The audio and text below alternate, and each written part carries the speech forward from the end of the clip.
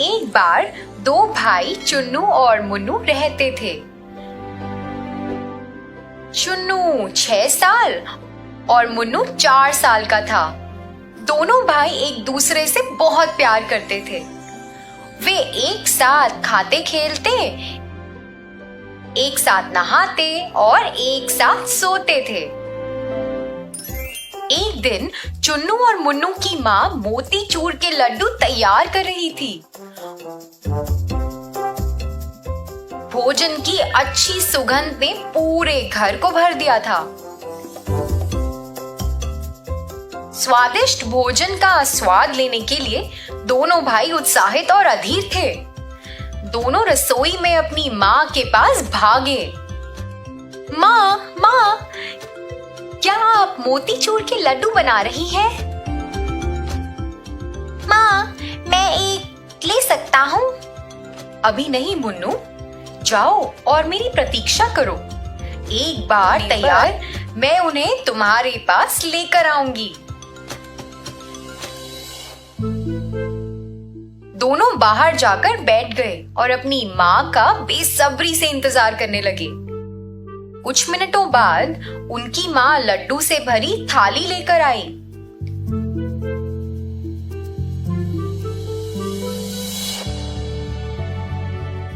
उसने उन्हें खाना खिलाना शुरू किया,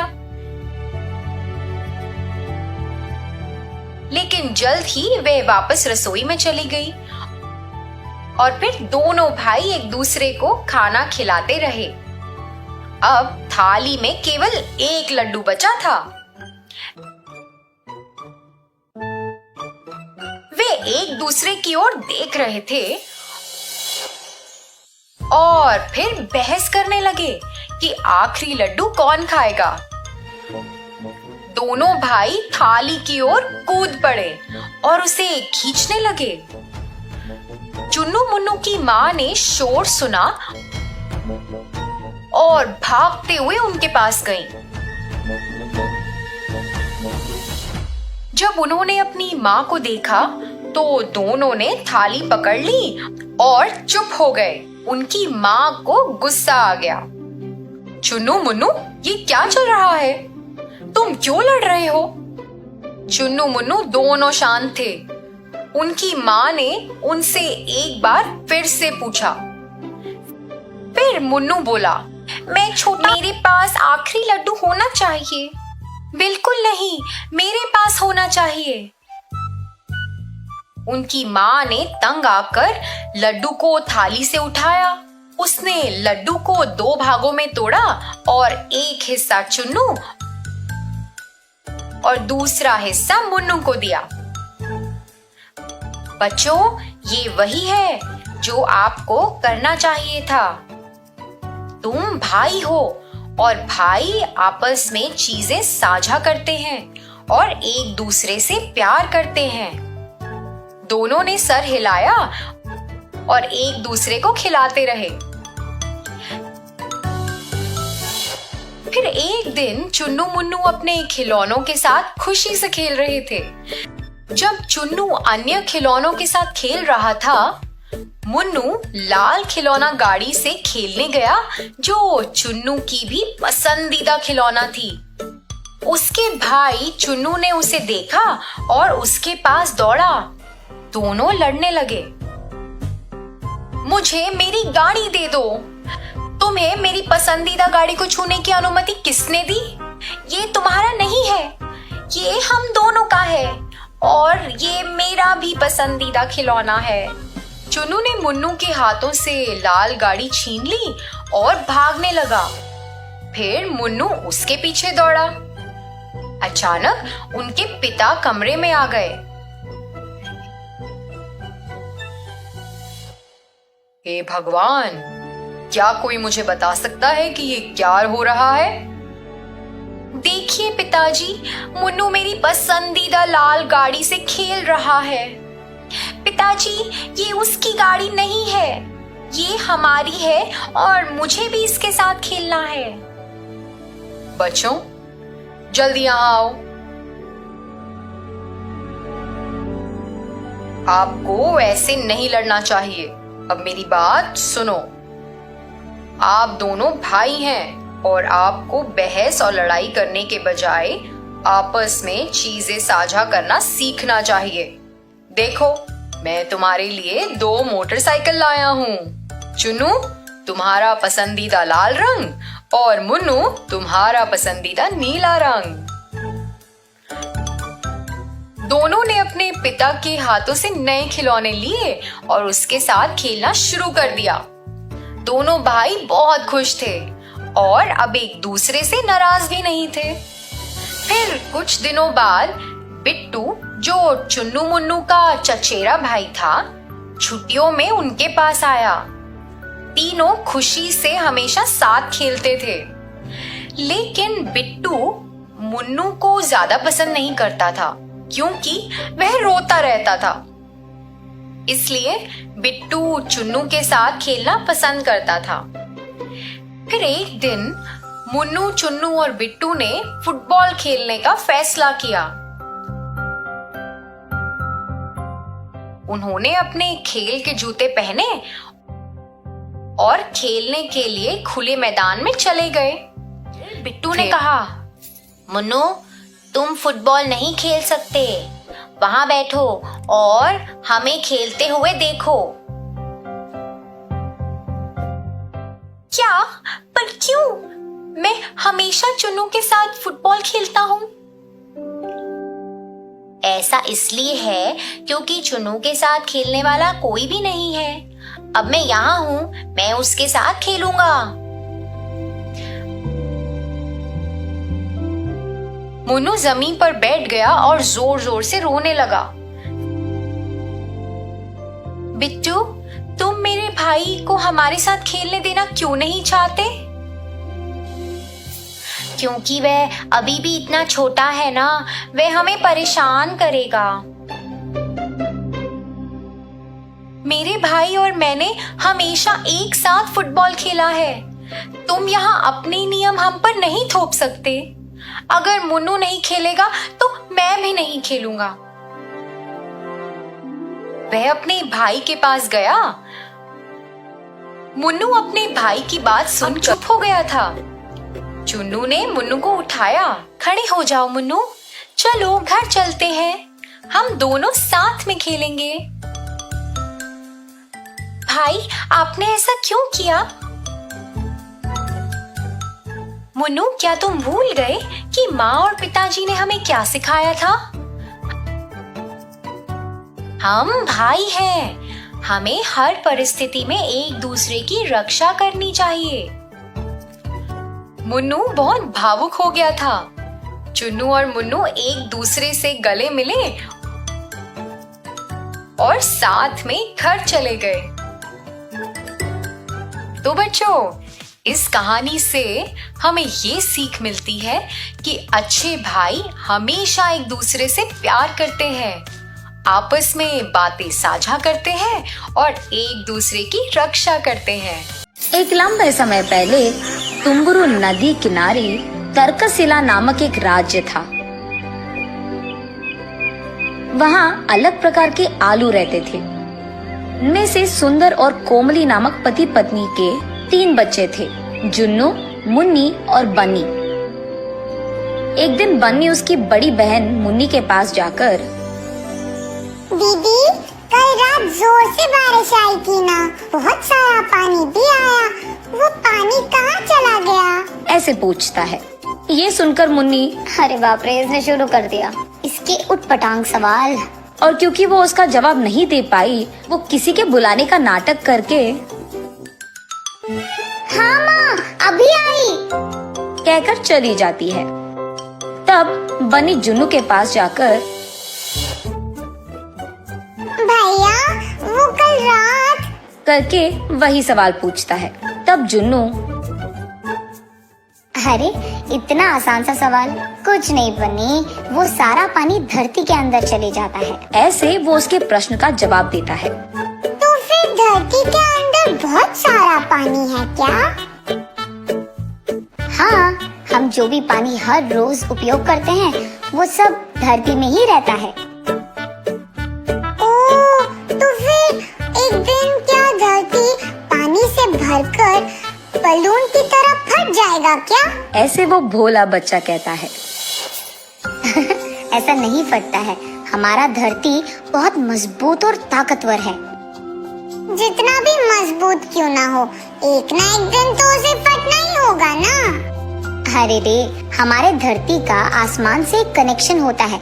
जब भी धरती पे पानी बहुत ज्यादा हो जाता है ना, वो आसमान के बादलों में भरकर बारिश की तरह बरसता। ओह, ये है बात। ये तो बहुत प्यारा सेटिंग है। ऐसे कहता है।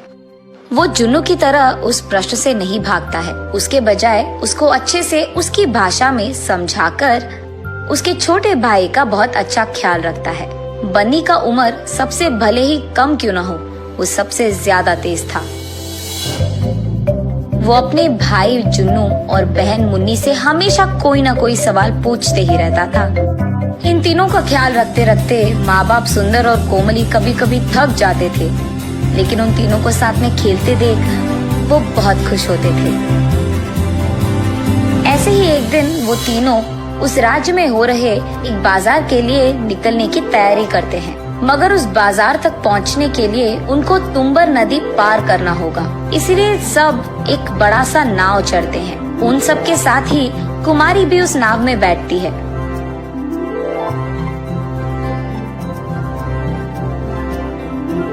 जब वो नाव में जा रहे थे, बन्नी को देख कुमारी ऐसे कहती है।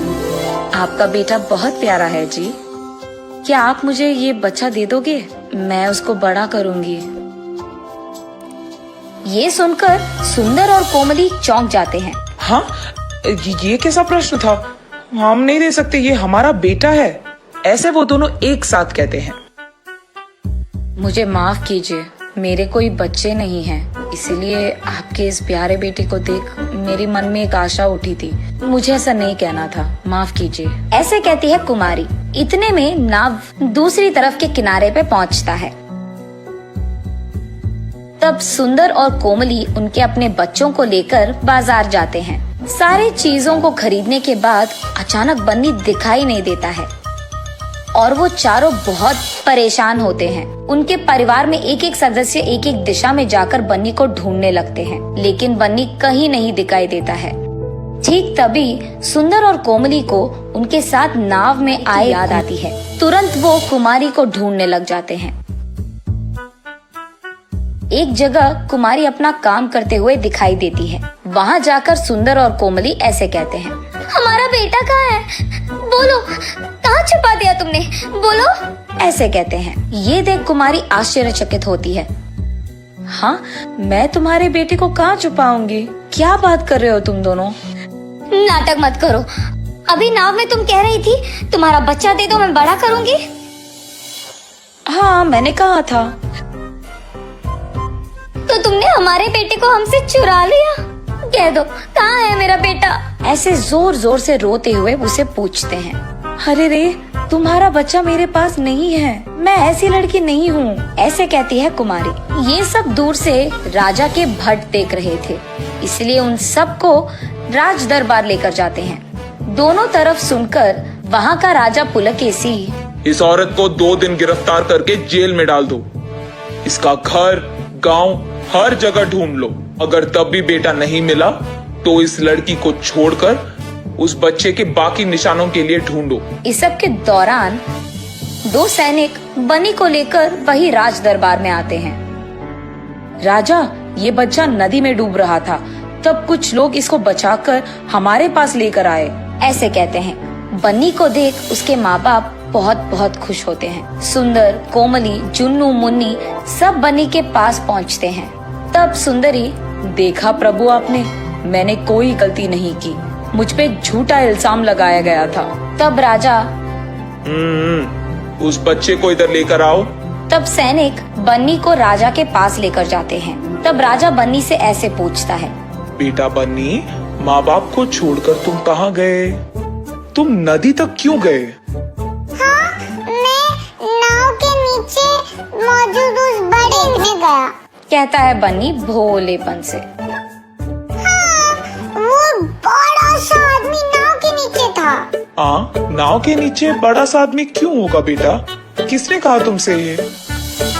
हुआ ये था कि जब सभी नाव में बैठकर नदी के उस किनारे तक जा रहे थे, तब सुंदर और कोमली कुमारी के साथ बात कर रहे थे। ठीक उसी समय में बन्नी उसके भैया जुन्नू से ऐसे पूछता है, भैया नाव ऐसे अपने आप कैसे जा रहा है और वो भी इतनी तेजी से? नाव के नीचे एक बड़ा सा आदमी है, वो ही हमें तेजी से लेकर जाता है। वो नाव को अपने सिर पे लगाकर हमको नदी के किनारे लेकर जाता है, इसलिए नाव डूबे बिना एक किनारे से दूसरे किनारे तक जाती है। ऐसे वो उसको जो मन में आया वो कह देता है बन्नी को।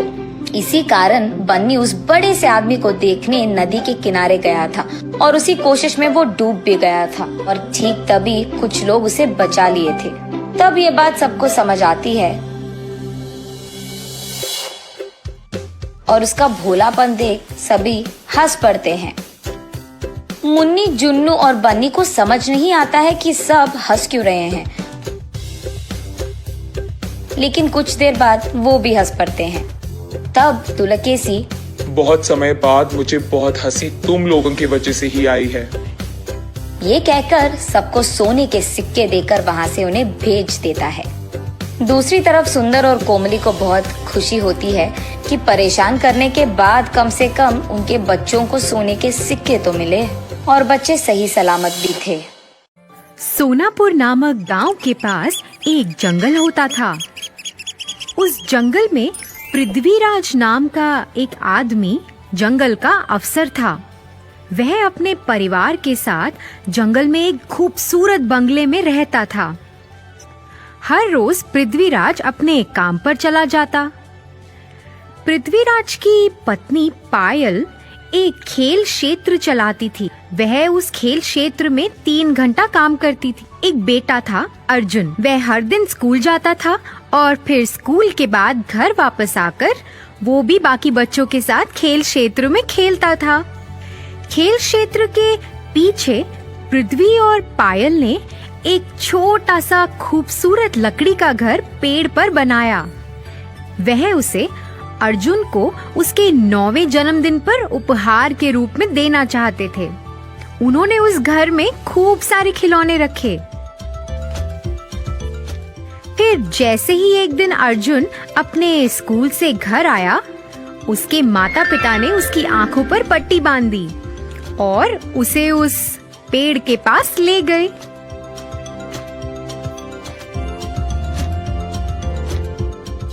जैसे ही अर्जुन ने वह घर को देखा, वह बहुत खुश हुआ।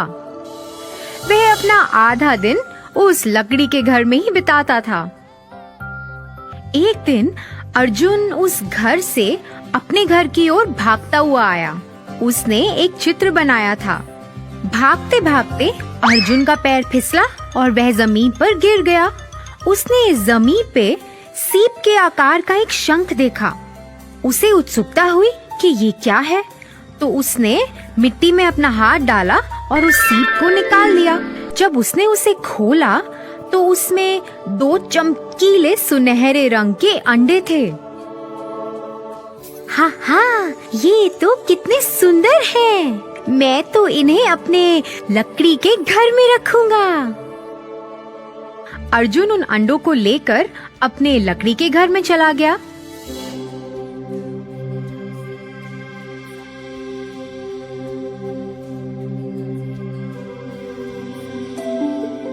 और उनके साथ खेलने लगा। जैसे ही वह खेल रहा था, अर्जुन की माँ ने उसे पुकारा। अर्जुन घबरा गया कि कहीं उसकी माँ को पता ना चल जाए और वो उसे डांटे ना। उसने फटाफट से उन अंडों को एक कपड़े के अंदर छुपा दिया और वहाँ से नीचे चला गया। फिर अगले दिन जब अर्जुन वापस उस लकड़ी के घर में आया, उसने उन अंडों को खोजना शुरू कर दिया। उसे ये देख के बहुत हैरानी हुई कि एक दिन में ही अंडे बड़े हो गए हैं। वह उन्हें आश्चर्य से देखता रहा कि कैसे एक दिन में अंडों का आकार बड़ा हो गया है। देखते ही अंडे दिन ब दिन बड़े होते गए। अर्जुन अब 11 साल का हो गया था और अंडों का आकार तो बहुत ही बड़ा हो गया।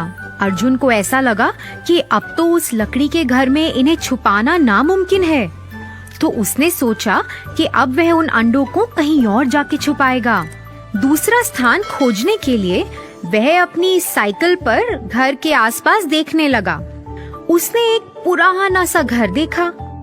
उसने सोचा कि यह अच्छी जगह है जहां वह अपने अंडों को छुपा सकता है। वह जल्दी अपने घर वापस आया, उन अंडों को लिया और जल्द ही उस पुराने बंगले की ओर चला गया। उसने उन अंडों को वहां छुपा दिया और उसके बाद वह वहां कभी नहीं गया। उसे तो उस घर से डर लगता था क्योंकि वह भयानक था। ऐसे ही कुछ साल बीतते गए। अर्जुन के 18वें जन्मदिन पर अर्जुन हिमेश को अपने साथ उस पुराने बंगले में चला गया। जैसे ही उन्होंने घर का दरवाजा खोला, दोनों आश्चर्यचकित रह गए। अंडे तो उनसे भी बड़े हो गए। ये क्या था? इतने बड़े कैसे हो गए अंडे? क्या ये सचमुच के सुनहरे अंडे थे? उनके दिमाग में ऐसे ख्याल आने लगे। दोनों ने तय किया कि वह अंडों का राज जानेंगे। इसीलिए वह पुस्तकालय में चले गए और कुछ किताबें पढ़ने लगे जिससे उन्हें अंडों का ज्ञान हो। पढ़ते पढ़ते अर्जुन को कुछ प्राप्त हुआ। अर्जुन ने यह पढ़ के हिमेश को सुनाया कि ये सुनहरे अंडे तो बहुत खास हैं। ये शुरू में तो बहुत छोटे होते हैं और सीप के आकार के शंख के अंदर होते हैं, मगर जैसे ही इन्हें कोई छूता है और उस शंख से बाहर निकालता है, धीरे धीरे ये बहुत बड़े होने लगते हैं। जो भी इन अंडों को सबसे पहले छूता है वो इन अंडों का मालिक बन जाता है। ये जादुई अंडे हैं। इन अंडों में इतनी ताकत है कि ये किसी को भी दूसरी दुनिया में लेकर जा सकते हैं। ऐसा करने के लिए अंडों के मालिक को अपनी पहली उंगली अंडों पर रखनी है। एक बार में सिर्फ 2 लोग ही जा सकते हैं। ऐसा करने के लिए जैसे ही वह उस अंडे के अंदर जाएंगे, वह अपनी इच्छा प्रकट कर सकते हैं और अंडे उनकी इच्छा कबूल कर लेंगे।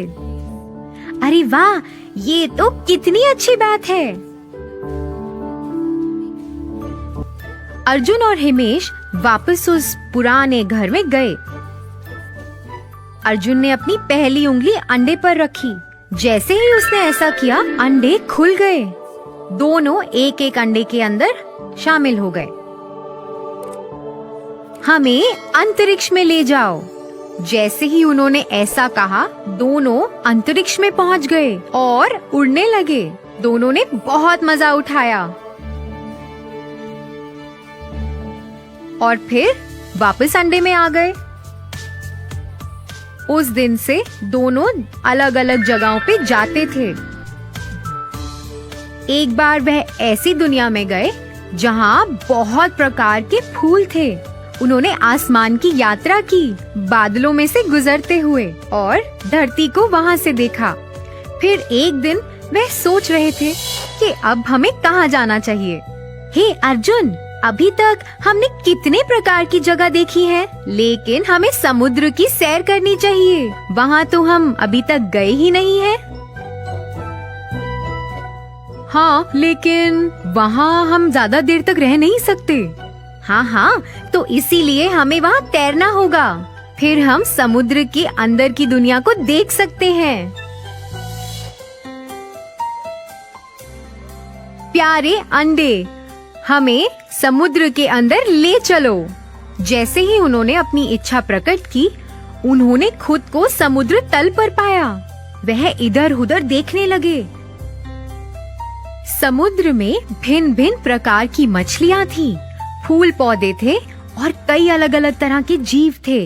वह तो समुद्र के अंदर की दुनिया को देखकर हैरान रह गए थे। बस वो तो उस जगह का लुत्फ उठा ही रहे थे कि अचानक उन्होंने अपनी ओर आते हुए एक बड़ी मछली को देखा। हे अर्जुन, देखो, इतनी बड़ी मछली है। हे भगवान, ये तो बहुत भयानक लग रही है। अरे, ये कुछ नहीं खाएगी, ये तो सब जादू है। अरे नहीं बाबा, देखो, वो हमारी ओर आ रही है। अरे, हमें यहाँ से भागना चाहिए। दोनों आखिरकार चिल्लाए।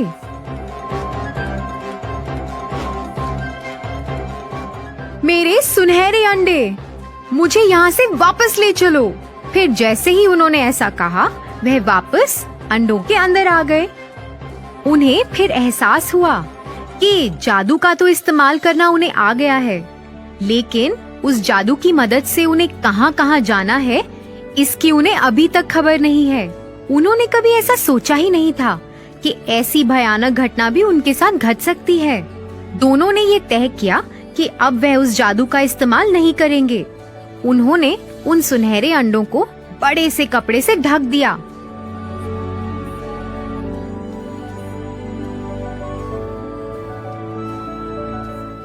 उन्होंने दरवाजे को भी अच्छे से बंद कर दिया ताकि कोई और भी उस घर में ना जा सके।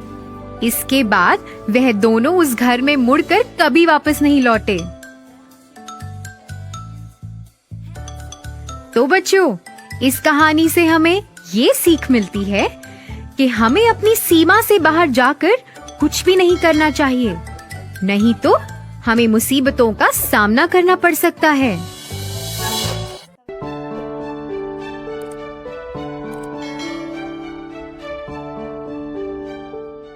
एक गांव में एक पति पत्नी आदेश और श्यामला रहते थे। आदेश बहुत ही आलसी आदमी था और उसकी पत्नी अपने परिवार में एकमात्र पालन करता थी। उसकी पत्नी अपने आलसी पति से खुश नहीं थी क्योंकि वह कोई पैसा नहीं कमाता था और इधर उधर भटकता रहता था। अंजना, अंजना,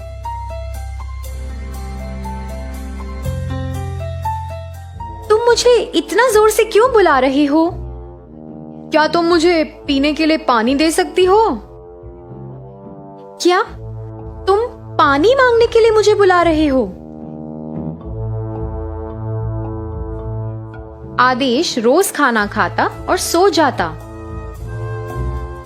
और अंजना को अपने पति पर तरस आता था और वह उसके बदलने का इंतजार कर रही थी। कई दिन बीत चुके थे, फिर भी उसके पति के व्यवहार में कोई बदलाव नहीं आया। जैसे जैसे वह अपने पति के बारे में सोचती रही, वो और भी परेशान होती गई। उसने बिना किसी मानव बस्ती के अलग अलग जगह पर कदम रखा। जैसे ही वह अंदर गई, उसने एक बड़े सुनहरे रंग के दरवाजे को देखा। अरे, ये क्या जगह है? और मुझे आसपास कुछ लोग भी नहीं दिख रहे हैं। यहाँ इस विशाल द्वार का निर्माण किसने किया होगा? फिर अचानक दरवाजा खुल गया और अंजना खुद को दरवाजे से अंदर ले जाने में कामयाब रही। यह जगह तो बहुत मजेदार लगती है। यहाँ कितने सुंदर फूल और फल हैं। मैंने अपने पूरे जीवन में कभी इस तरह की जगह नहीं देखी। यह एक जादुई दुनिया लगती है। यह जानने की उत्सुकता में कि उसके आसपास क्या हो रहा था, वह चारों ओर देखने लगी। जैसे जैसे वह चलती रही, उसे पानी की छींटों की आवाज आ रही थी और जैसे ही वह उसकी ओर बढ़ी, उसने देखा कि पानी ताजा, साफ और काफी गहरा है। उसने लहर को आगे बढ़ते देखा और फिर अचानक उसकी नजर एक बूढ़े आदमी पर गई जो वहां बेहोश पड़ा था। वह उसके पास पहुंची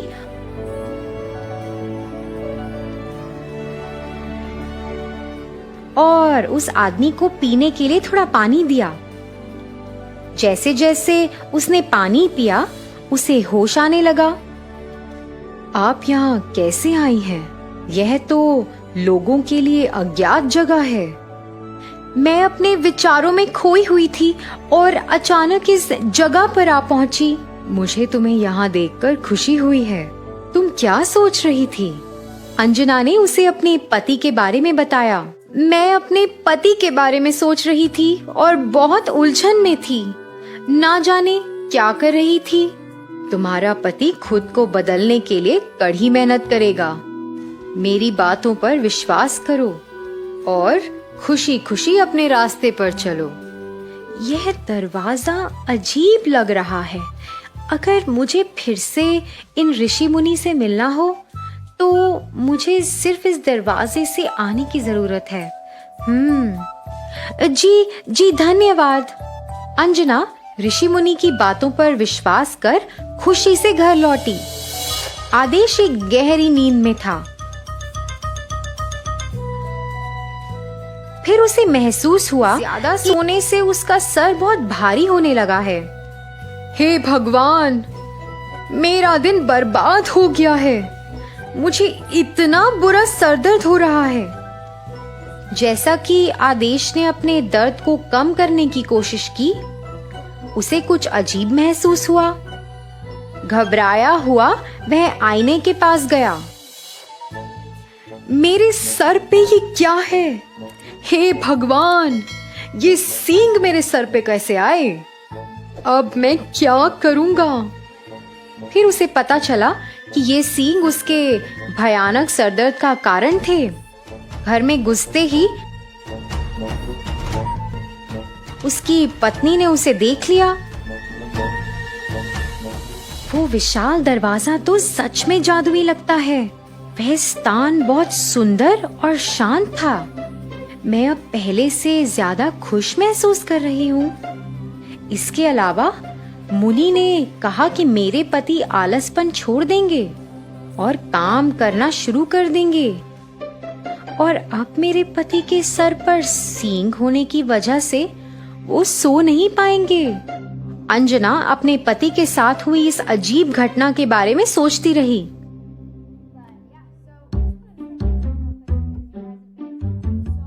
इस बीच उसके पति ने उसे बाधित कर दिया, यह जानकर कि वह अपने विचारों में खोई हुई है। अंजना, मुझे समझ नहीं आ रहा है, मेरे सिर पर सींग कैसे लगे? अगर कोई मुझे इन सींगों के साथ देखेगा तो क्या सोचेगा? आप चिंता मत करिए, जितना हो सके उतना काम करो। आपके काम करते समय सींग गायब हो जाएंगे। इस बात से आदेश को काफी सुकून मिला और वह अपनी पत्नी की बातों को सुनकर प्रेरित हुआ। उसने उसकी बातों को सावधानी से सुना और उसके साथ काम करना शुरू कर दिया। एक दिन आदेश ने देखा कि उसके सींग गायब हो गए हैं और वो बहुत खुश हुआ। वो अपनी पत्नी के साथ काम करता रहा और ऐसे ही कुछ दिन बीत गए। एक दिन वह जब काम कर रहा था तो उसने सोचा, मेरे पास अब कोई सींग नहीं है, आज मैं दिन भर सो सकता हूँ। जैसे जैसे आदेश ने अपना काम करना बंद किया, उसके सींग बढ़ने लगे। सींग की वजह से उसे जलन महसूस हुई। जैसे ही उसने अपने सिर पर हाथ रखा, उसने महसूस किया कि ये कितना भारी है और तुरंत वापस जाकर अपनी पत्नी को बताया। अगर आप बिना काम किए सोना चाहते हैं तो आपके सींग फिर से बढ़ने लगेंगे। हाँ, मैं सोने गया और मैंने ऐसा देखा, मेरे सींग तो फिर से बढ़ गए हैं। यदि आप सींग नहीं रखना चाहते तो कृपया रोजाना काम करें। सींग के बढ़ने के डर से आलसी आदेश रोज अपना काम करने लगा। मैं अब खाली नहीं रहूंगा, अब मैं अपनी पत्नी की मदद के बिना काम करूंगा। उसने खुद काम करना शुरू कर दिया और उसकी पत्नी घर का काम संभालती थी। मैं संकट में थी और एक ऋषि मुनि से मिली। जब मैं बड़े अजीब दरवाजे से अंदर गई थी, उन्होंने ही मेरे पति का चाल चलन बदला है। मैं उनकी बहुत शुक्रगुजार हूँ। दयालु छोले भटूरे वाले की कहानी। एक समय की बात है, एक छोटे से गांव में बलदेव नामक व्यक्ति रहता था। वह एक बड़े ही दयालु और उदार मनुष्य थे। उनके 2 बच्चे थे, एक बेटा अर्जुन और एक बेटी शक्ति। बलदेव एक बहुत गरीब व्यक्ति थे जो अपने परिवार और मित्रों को पालने के लिए रेलवे स्टेशन में कुली के रूप में काम करते थे। हर दिन वे बहुत सारी मेहनत करते थे ताकि उनके बच्चों को रोजी रोटी की कुर्बानी न देनी पड़े। जैसे जैसे दिन बीतते गए उनकी उम्र बढ़ने लगी और उन्हें रेलवे स्टेशन में भारी बोझ उठाने में कठिनाई होने लगी। एक दिन स्टेशन मास्टर ने उन्हें देख लिया और उनके कुली लाइसेंस को रद्द कर दिया। वह उनके काम का अंतिम दिन था, रेलवे स्टेशन पर कुली के रूप में काम करने का। उन्हें अपनी पत्नी को यह सब बता नहीं पाए क्योंकि उन्हें उससे भी अधिक दुखी और बेचैन देखने की चिंता थी। उस रात उनकी गरीब परिवार प्रेमी पत्नी ने रात के खाने के लिए स्वादिष्ट छोले भटूरे बनाए। बच्चे और पति ने उस मुंहपानी आने वाले छोले भटूरे को खाया क्योंकि उनकी पत्नी छोले भटूरा बहुत बेहतर कर सकती है। अगले दिन सुबह जब बलदेव अपने घर के पीछे बैठकर उदास थे और रो रहे थे, तभी उनकी पत्नी पास आकर उन्हें देखी। बलदेव की आंखों में आंसू थे और उन्होंने उन्हें उनके परेशानियों के बारे में बताया। उन्हें काम करने का कोई सौभाग्य नहीं मिल रहा था और वे नहीं जानते थे कि अब वे परिवार को कैसे पालेंगे। तब उनकी पत्नी ने उन्हें कहा, चिंता मत करो, हम इस परिस्थिति से निकलेंगे। बलदेव ने बहुत कोशिश की, अलग अलग रास्ते ढूंढने की, लेकिन कोई सार्थक उपाय नहीं मिल रहा था। उन्हें तो यह भी नहीं पता था कि उन्हें क्या करना चाहिए और अपनी परेशानियों का सामना कैसे करें। एक दिन उन्हें गांव के बाजार में घूमते हुए एक चिंता में देखा गया। उसके मन में एक विचार आया, क्या वह भी बाजार में कुछ कर सकते हैं। वह तुरंत ही एक पुरानी और छोटी वाहन खरीद लिया जिससे वह छोले भटूरे बेचने का व्यापार शुरू कर सकते थे। उन्होंने बाजार में छोले भटूरे की दुकान खोल दी। उनकी मेहनत और दयालु और सस्ते तरीके से उन्हें अत्यंत प्रसिद्ध किया। कभी कभी उन्होंने अपने छोले भटूरे को गरीबों को मुफ्त में दिया जो पैसे नहीं दे पा रहे थे। उन्होंने छोले भटूरे की कीमतें भी बहुत ही कम रखी जिससे लोग उनके पास आते और उनके उपायों को पसंद करते। बलदेव की अद्भुत मदद करने और स्वादिष्ट खाने के वजह से वे दयालु छोले भटूरे वाले के रूप में विख्यात हो गए। लेकिन उनके विपक्षी बाजार में एक चालाक व्यक्ति ने उन्हें चुनौती दी और उन्हें धीरे धीरे मारने का सोचा, जिसने विभिन्न गुंडों को भेजकर उनके व्यापार को समाप्त करवाने का योजना बनाई। जिस दिन उन्होंने व्यावसायिक दुश्मन के गुंडों को अपने पास आते देखा, वे खुद ही उन्हें मुफ्त में छोले भटूरे खिला दिए। उन्होंने दया की भावना से और अपनी मेहनत के फलस्वरूप उन्हें प्रायः अपनी आने लगे। धीरे धीरे दयालु छोले भटूरे वाले ने गांव और आसपास के कई गांवों में ख्याति प्राप्त की। उनके छोले भटूरे की महक लोगों को खींचती थी और वे उन्हें स्वादिष्ट भोजन का आनंद उठाने लगे। वे उनके समर्थन में एकजुट हो गए और अपने भोजन के लिए सिर्फ बलदेव के पास ही जाने लगे। चालाक व्यक्ति अपने समर्थनियों को बनाकर व्यापारी द्वारा बलदेव का सामर्थ्य खत्म करने का प्रयास करते रहे, लेकिन उन्होंने उन्हें दयालुता से स्वीकार कर लिया और उन्हें भी छोले भटूरे खिला दिए। चालाक व्यक्ति की साजिश बेनकाब हो गई और उन्हें अपने दुकान को बंद करने के लिए बाजार से हटाना पड़ा। उसके बजाय बलदेव का व्यापार और भी तरक्की करने लगा। वह गांव के आसपास के कई गांवों में ख्याति प्राप्त कर बहुत प्रसिद्ध हो गए।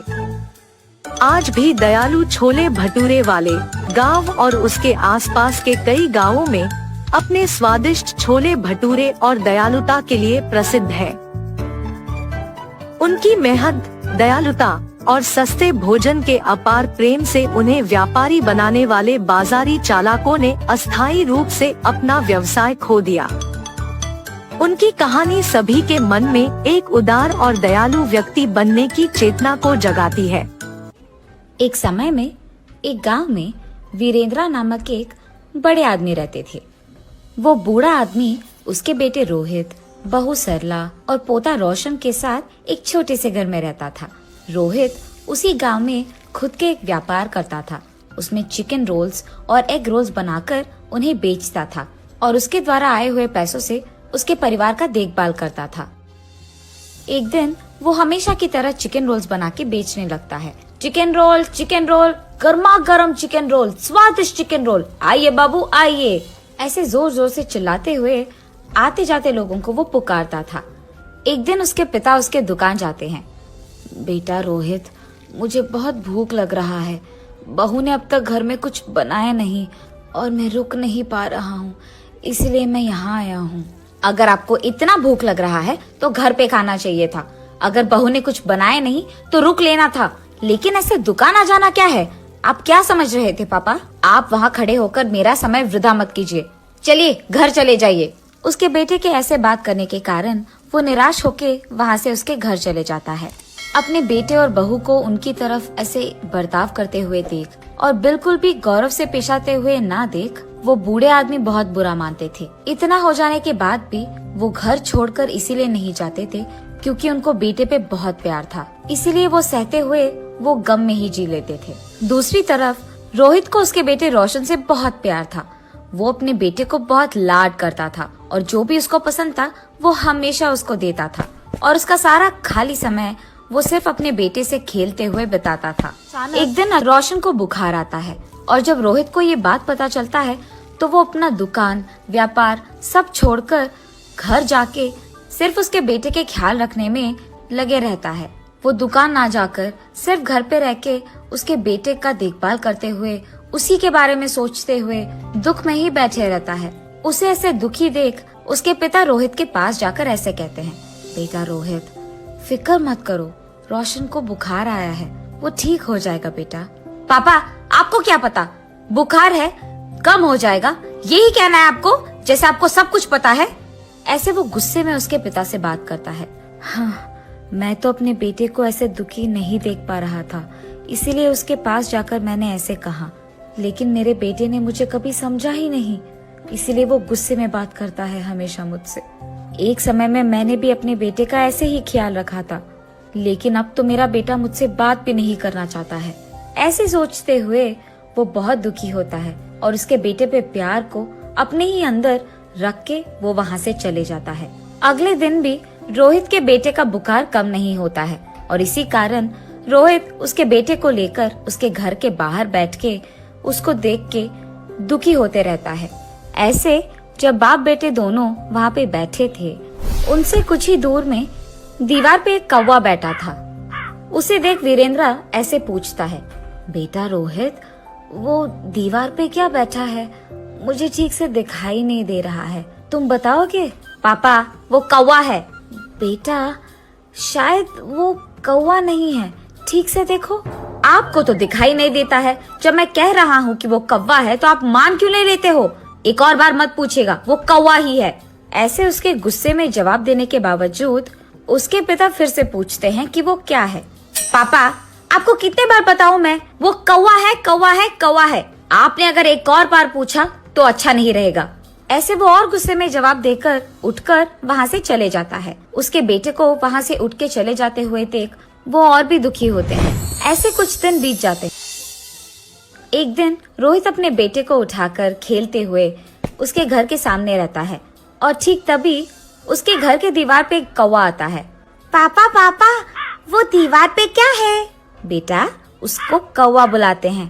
पापा पापा, वो क्या है? उसे क्या बुलाते हैं? बेटा, उसे कौवा बुलाते हैं। पापा, वो क्या है? बेटा, उसे कौवा बुलाते हैं। तुम भी उसे बुला सकते हो, चलो बुलाओ पास। ऐसे वो अपने बेटे को कौवे के बारे में सिखाते रहता है, लेकिन उसके बेटे को कुछ भी समझ न आने के कारण वो लगातार एक ही प्रश्न पूछता है कि वो क्या है और उसे क्या बुलाते हैं, और ऐसे 20 बार करता है। इतने बार पूछने के बावजूद रोहित उसे बहुत सब्र से समझाता है। उसे जरा सा भी गुस्सा नहीं आता है। पापा, फिर से बोलिए ना। बेटा, वो एक कौवा है। एक दिन जब मेरे पापा ने यही बात पूछी थी तो मैंने उन पर गुस्सा किया था और उन्होंने सिर्फ 3 बार पूछा था, और इसीलिए क्योंकि उनको दिखाई भी नहीं दे रहा था। लेकिन जब मेरे बेटे ने 20 बार भी पूछा तो मैंने उस पर जरा सा भी गुस्सा नहीं दिखाया और बहुत सब्र से उसको सब कुछ समझाया। मेरे पापा ने भी मेरा इतना ही ख्याल रखा था बचपन में, लेकिन बड़े हो जाने के बाद मैं उनका ख्याल नहीं रख रहा हूँ। ऐसे सोचते हुए वो बहुत दुखी होता है और ठीक तभी उसको घर के अंदर से जोर जोर की आवाजें आने लगती है। मेरी बीवी किससे बात कर रही है? ये सोचते हुए वो घर के अंदर जाता है। तुम्हारा बेटा तुम्हारा ख्याल नहीं रखता है, मैं भी तुम्हारा ख्याल नहीं रखती हूँ, फिर भी आप इसी घर में रहते हो, कभी बाहर जाते ही नहीं हो। शर्म नाम की कुछ चीज भी है आपको? उसकी बहू को ऐसे बात करते हुए चिल्लाते हुए देख वो कुछ नहीं कहते हैं और बस चुपचाप बैठे रहते हैं। सरला, मेरे पापा बूढ़े हैं, क्या बड़ों से ऐसे ही बात किया जाता है? उनका देखभाल करना हमारी जिम्मेदारी है, ये मत भूलो। और तुम पापा से ऐसी ऊंची आवाज में बात कर रही हो? हाँ, क्या आप ही बात कर रहे हैं? हाँ, मैं ही बात कर रहा हूँ। कल जब हमारा बेटा भी बड़ा हो जाएगा तो क्या वो भी हमसे ऐसे ही बात करेगा? सुन पाओगी उसकी ऐसी बातें? और वैसे वो अभी बच्चा है, उसके सामने अगर हम पापा से ऐसे ही बात करेंगे तो वो भला क्या सीखेगा, यही ना? इसीलिए आज से हमें ये सब बदलना होगा। तुम पापा से अच्छी तरीके से बात करोगी, उनको गौरव दोगी। आज से हम जैसा देखभाल हमारे बेटे के करते हैं वैसे ही पापा का भी करेंगे। ये वो उसकी बीवी को समझाता है। पापा, मुझे माफ कीजिए, जिंदगी में मेरे इस स्थान का कारण आप ही हो और मैंने आप ही को इतना दुख पहुंचाया। मुझे अपनी गलती का एहसास हो गया है पापा। ये कहते हुए वो उसके पापा के चरणों पे गिर जाता है। बेटा, तुम्हें बदलाव आ गया है, बस यही काफी है इस जिंदगी के लिए। मेरे बारे में ऐसा सोचकर दुखी मत, तुम बदल गए हो, मैं खुश हूँ। जी पापा, आइंदा मैं आपको कभी ऐसे दुख नहीं पहुँचाऊंगा और आपसे कठोर तरीके में नहीं बात करूंगा। आपका मैं बहुत अच्छा ख्याल रखूंगा, आपकी खुशी मेरी जिम्मेदारी।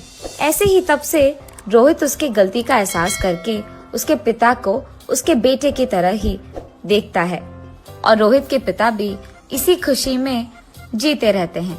और ऐसे रोहित को उसके गलती का एहसास होकर उसके दुकान में चिकन रोल्स, एग रोल्स बनाते हुए घर को भी संभालता है और ऐसे सभी खुश रहते हैं। एक समय की बात है, एक सुंदर सी सास जिसका नाम मीरा देवी था, उसकी प्यारी बहू का नाम गौरी और मानसी के साथ एक गांव में रहती थी। मीरा देवी एक समझदार और दयालु महिला थी। गौरी एक संस्कारी बहू थी जो घर की जिम्मेदारियों को पूरा करने में माहिर थी और मानसी एक खुशरम मुस्कुराती हुई लड़की थी। गांव में एक रसोई का प्रतियोगिता आयोजित की गई। मीरा देवी ने गौरी और मानसी को प्रेरित किया कि वो रसोई में हिस्सा लें और अपनी कला को दिखाएं। दोनों बहुओं ने साथ मिलकर सोचा कि इस अवसर पर एक सुंदर और लाजवाब डिश बनाएंगे। गौरी ने डिसाइड किया कि वो पाव भाजी बनाएगी, अपनी सास की पसंद को याद रखते हुए। उसने सब्जियों को धूप में सुखा लिया, फिर उन्हें गेहूं के आटे में पीसकर बड़ी हड्डी से भुना। वो भुनी हुई सब्जियों को मिक्सर में पीसकर लाजवाब पाव भाजी का मसाला बना दिया। दूसरी तरफ मानसी ने अपने प्यारे पति को सरप्राइज डिनर के लिए मोतीचूर के लड्डू बनाने का सोचा। वो बेसन को घी में भूनकर चटनी में मिला दिया और लड्डुओं को सही साइज और शेप में बनाया। प्रतियोगिता के दिन गौरी ने अपनी पाव भाजी को हल्का सा बटर से सजाया और मानसी ने अपने मोतीचूर लड्डुओं को सिल्वर वॉक से सजाया। दोनों डिश बहुत ही स्वादिष्ट और सुंदर दिखती थी। जजेस ने पाव भाजी और मोतीचूर लड्डुओं को स्वाद के साथ ही सुंदरता का पूरा ध्यान दिया और अंत में पाव भाजी और मोतीचूर लड्डुओं को घोषणा की गई। गौरी और मानसी दोनों खुश थे और मीरा देवी ने अपनी बेटियों का सराहा। इस तरह सास बहू के बीच एक गहरी और प्यारी दोस्ती का रिश्ता बन गया। उनकी रसोई में प्रेम, समझदारी और एकता का अमृत फैल गया। जमाना बदल गया और सास बहुओं के बीच का प्यार और समझदारी वक्त के साथ भी बरकरार रहा। एक दिन मीरा देवी को एक अचानक बीमारी का सामना करना पड़ा। वो कमजोर हो गई और अपनी दिनचर्या के लिए दूसरों की मदद की आवश्यकता महसूस करने लगी। गौरी और मानसी ने तुरंत उनकी सेवा में जुट गई। गौरी ने रसोई संभाल ली और अपनी सास के पसंद के अनुसार डिशों को बनाने लगी। वो सब्जियों को प्यार से साफ किया, काटकर उसमें अपने स्वाद का मैजिक मिलाया। मानसी, जो पहले से ही अच्छी रसोइयाना थी, उसने भी अपनी कला का पूरा इस्तेमाल किया और मीरा देवी को अपने हाथों से बना हुआ मीठा खिलाया। मीरा देवी दीवार पे ध्यान से बने हुए एक फोटो फ्रेम में अपनी दोनों बेटियों को देखती के आनंदित हुई।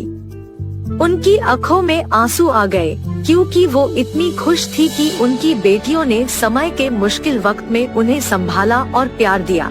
वक्त गुजरता गया और मीरा देवी की सेहत सुधार गई। वो फिर से अपनी रसोई में खुद का जलवा दिखाने लगी। पर इस बार मीरा देवी ने एक नई डिश बनाने का सोचा। वो दोनों बेटियों को अपने पास बुलाई और कहा, गौरी और मानसी, मुझे आपसे एक बात कहनी है। मुझे लगता है कि हमें एक रसोई कौशल प्रतियोगिता में हिस्सा लेना चाहिए। हमें दिखाना चाहिए कि हमारी रसोई में प्रेम, समझदारी और मेहनत है। गौरी और मानसी खुश होकर तैयार हो गई। वो साथ मिलकर नई डिशों पर काम करने लगी। गौरी ने डिसाइड किया कि वो पनीर टिक्का मसाला बनाएगी और मानसी ने डेजर्ट के लिए राबड़ी और मलपुआ तैयार किया। प्रतियोगिता के दिन मीरा देवी ने बड़ी उमंग से पवित्र प्रार्थना की और उनकी दोनों बेटियों को आशीर्वाद दिया। जजेस ने गौरी की पनीर टिक्का मसाला और मानसी के राबड़ी मलपुआ को स्वाद, सुंदरता और क्रिएटिविटी का दर्जा दिया। अंत में मीरा देवी, गौरी और मानसी ने प्रतियोगिता जीत ली। सब गांव वाले और परिवार के सदस्यों ने उन्हें बढ़ी और सम्मान दिया। इस तरह सास बहुओं के बीच का रिश्ता और रसोई का प्यार और समझदारी से और मजबूत हो गया।